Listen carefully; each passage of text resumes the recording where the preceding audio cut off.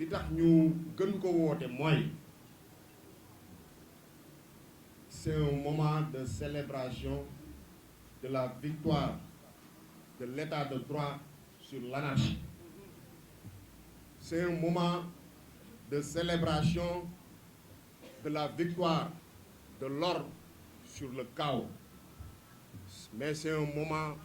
de célébration de la vérité sur le mensonge. ndax yéen ñëpp gis ngeen ni jamono yëpp am na ñoo xam ne danoo taxaw tëcc pour indi fitna indi pëccoxoo indi insurrection ci Sénégal waaye sénégalais yi comprendre nañ ni njaboot jàmm mooy gën ci moom. Président de la République bi nga xam ne mooy ndey mbili jël disposition yëpp pour assurer sunu sécurité te li fi xew démb mooy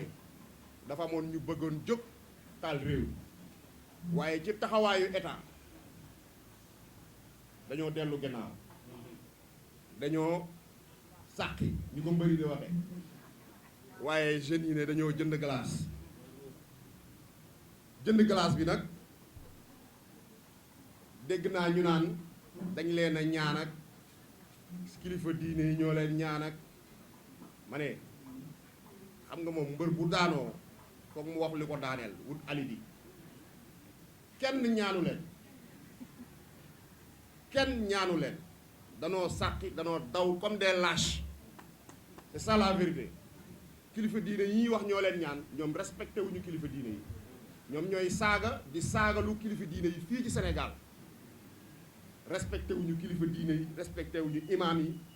te ñëpp xam nañ ni ñi di saaga kilifa diine yi di wax lu bon ci kilifa diine yi ñoom ñooñu la ñu àndal. donc buñ ñu wax mukk ni kilifa diine yi ñoo leen ñaan ndax ñoom déggaluwuñu kilifa diine yi faalewuñu kilifa diine yi lijjantiwuñu kilifa diine yi ñoom seen projet bu antoo kilifa diine dootul am Sénégal ci loolu la ñuy liggéey. donc buñ ñu wax mukk ni kilifa diine yi ñoo leen ñaan dafa am lu ñu ragal moo tax ñu dellu ginnaaw te xam ni bu ñu génnoon démb dinañ xam ni bési góor a koy bay.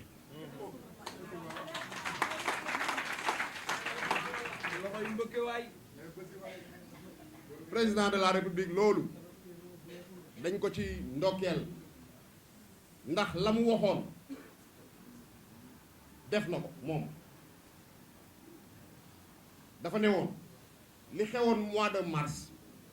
dootul xewati Sénégal te élection yi dana am te moom dootu ci waxaat moom bu waxee ren balaa muy wax di déwén waxam bëriwul.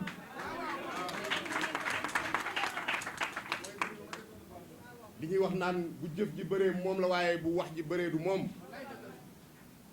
li mu leen waxoon moom am na mooy du fi amati gannaaw ndam loolu nga xamante ni démocratie am na ko état de droit am na ko dëgg am na ko ci kaw mensonge dégg naa benn waajoo xam ne mu ngi naan confrontation dina am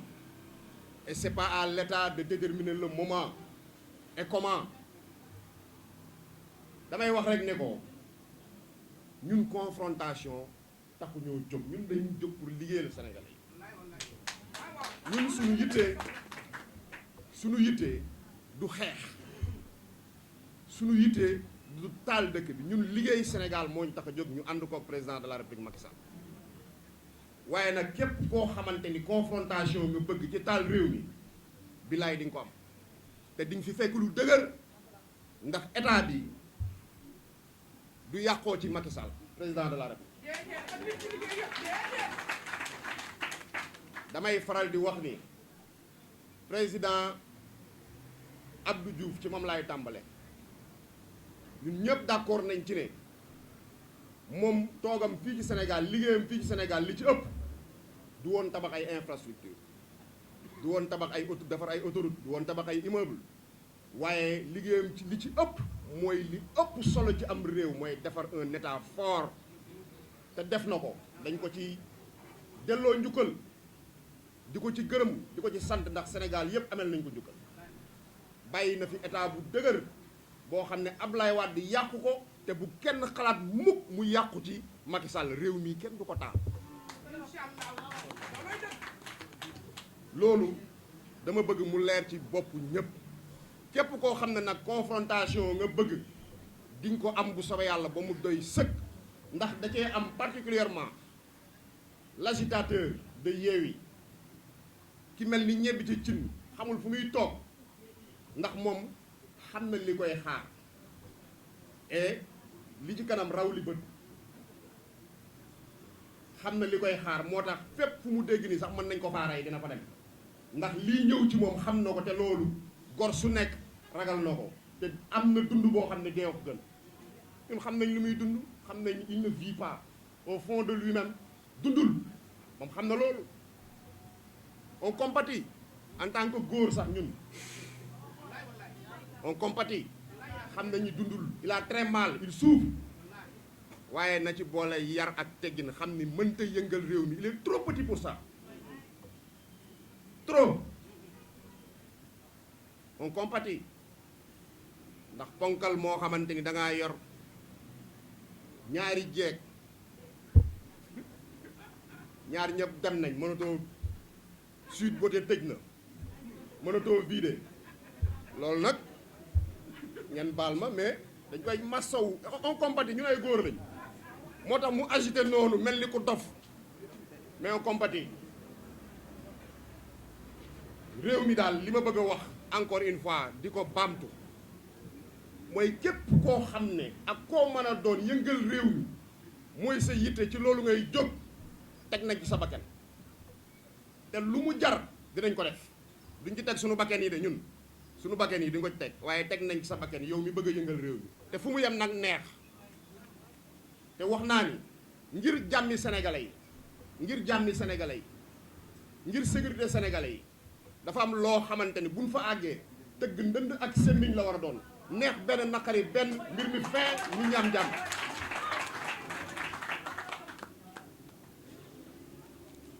donc chers amis comme je l'ai dit tantôt célébrons la victoire de l'état de droit sur l'anarchie. Célébrons la victoire de l'ordre sur le chaos. Célébrons la victoire de la vérité sur le mensonge. Et ça, nous le devons au président de la République Macky Sall. Nous le devons à sa détermination. Nous le devons à son engagement pour un Sénégal stable, uni et prospère. C'est le lieu de le féliciter pour ses efforts. beneen wax bi mooy toujours ci ñi fi doon wax démb ñi nga xam ne danoo sàqi waaw bu la neexee nga ne këtt geen gi xam nga lâcheté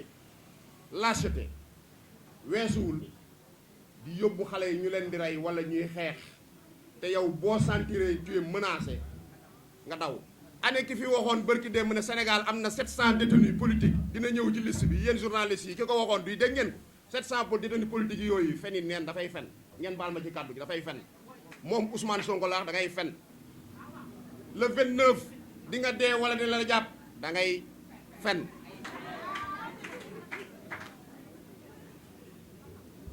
bi nga félicité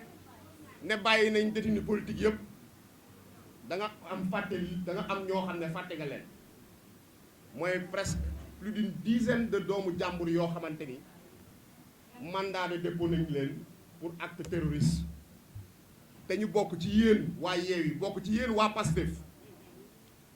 ñu mandat de dépôt leen inculpé leen te cour d'assises lañ jëm te yow doo wax ci loolu la moo tax waxoo ci loolu la moo tax waxoo nañ leen bàyyi te liñ nekk yëpp yow yaa leen ci dugal waxoo ko doo ko wax parce que danga ci ànd de la même façon que bu ñu rayee militaire Sénégal Casamance doo ci wax parce que danga ci ànd rebelle nga Sénégal ab sénégalais moo koy jiite koo xam ne respecté woo institution Sénégal président nga saaga sëriñ nga saaga gendarmerie nga saaga police nga saaga procureur nga saaga justice nga saaga militaire faale woo leen nga ne yow sénégalais nga ne yow bëgg nga Sénégal nga ne yow tu respectes les institutions de ton pays non je suis désolé réew mi ab sénégalais moo koy jiite bon teint waaye bukki bu sàngoo deru bëy du ko jiite te li ma lay wax ci kàttanu yàlla incha allah bi iznillahi sunu kanam la ne. Silence total sur ces jeunes qu'on a sacrifiés dugal leen ci ay bambinerie ay affaire xale ndax réew mi ku ne ba nga ko bëgg a taal da ngay nax sa bopp loolu du mën a ne. liggéey la boo xam ne dafa jiitu suñu juddu ñun bu dul ñaan bi nga xamante ni suñu mag ñi bàyyi nañ ko fi waaye dafa am liggéey boo xamante ni Senghor da ko fee def Abdou Diouf def ko fi Abdoulaye Wade def ko fi te bu sobee yàlla incha allah du yàqoo ci président de la république Macky Sall. doo leen dégg mukk fii ci réew mi ñoom ñëpp laa opposition ak tonton doo leen ko dégg mukk mu waxati waxi réalisation. parce que xam nañ réalisation Sénégal kenn dootu ko waxati fii débat boobu kenn ñemeetu ko wax moo tax yeneen la ñuy wax ay 3e mandat 10e mandat dama ni 3e mandat bu baaxee ci réew mi na ko président de la république def. Il est hors de question, il sera hors de question de laisser ce pays-là entre les mains de ce monsieur. loolu yàlla rek moo xam waaye ñun lépp lu mu laaj pour lui barrer la route ne serait-ce que pour une pure et simple raison mooy ni du sénégalais bukki la bu sàngoo deru bëy du nu nangu fii ku dul sénégalais di jël réew mi. Sénégal un fractionniste un séparatiste un rebelle qui ne s'assume pas du ko jiite. kooku na leer ci boppam et on paiera le prix qu'il faut pour ça. ñun Sénégal moo ñu gën moom lañ gën a bëgg lépp fu ñu dem dañuy ñibbisi li ñu am ñëpp Sénégal moo ñu ko jox du ñu nangu mukk kenn di ko yàq di bandager Sénégal duñ ko nangu. donc débat politique Sénégal yéen ñëpp gis ngeen fu mu nekk léegi débat xale la malheureusement foofu lañ ñu woo fa lañ leen di fekk. fi mu nekk nii boo doon waxee réalisation sax kenn la nangoo déglu parce que foofu c'est un train qui est arrivé à l'heure et les gens ne s'en occupent pas. boo leen waxee la nay wax dund gi dama ne dund gi fépp la seeree ci àdduna du Sénégal kese te képp ku la wax ni mën naa def wàññi dund gi fii may wax wàññi ko de façon considérable waxul dëgg ak ku mu mën a doon muy Joe Biden ak di Macron ak ku mu mën a doon ku leen ko wax ni mën na ko def day wax lu ko neex. waaye ku leen wax ni mën naa appuyer wu ci cherté dund gi pour di politique loolu moom ku ne mën na ko donc loolu benn point la boo xam ne bëggoon naa ci wax mooy Sénégal débat politique bi nan ko xoolaat ñun ci liggéey la ñu nekk ñu ngi liggéey Sénégal yëpp xam nañ ñu ngi liggéey moo tax opposition bëggatul wax ci affaire bilan président de la République Macky Sall ñemewuñu ko sax nag parce que foofu ku fa dugg daanu te nag loolu nag mooy li ëpp solo ci débat politique ndax la finalité de l'action politique c'est l'homme c'est le citoyen c'est l'être humain loolu yëpp ñu ngi koy malheureusement bëgg a fàtte loolu nañ ci indiwaat suñu xel xool li président de la République def Sénégal te dara mënu ko dindi. balaa may daaneel sama kàddu mooy nañu nekk ñun ñëpp ay sentinelle de la république wan waxuma ay APR ak Benno Bokk Yaakaar république moo soxla tey Sénégal moo soxla ñu war a taxaw ñun ñëpp tem ngir waa ji ak gaañ yi doon ay bukki sàngoo deru bëy bañ fi am dara élection législative na ñëpp taxaw. dégg naa démb ñëw na Guédiawaye mais dafa làqatu waaw dégg naa démb ñëw na Guédiawaye mais dafa làqatu démb dégg naa ñëw na fii dafa làqatu yor fordam bu ñuul boobu yow daal booy ñëw Guédiawaye nañ ko yëg ñu teeru la ci démocratie lañ nekk dëkk liberté lañ nekk lay teeru waaw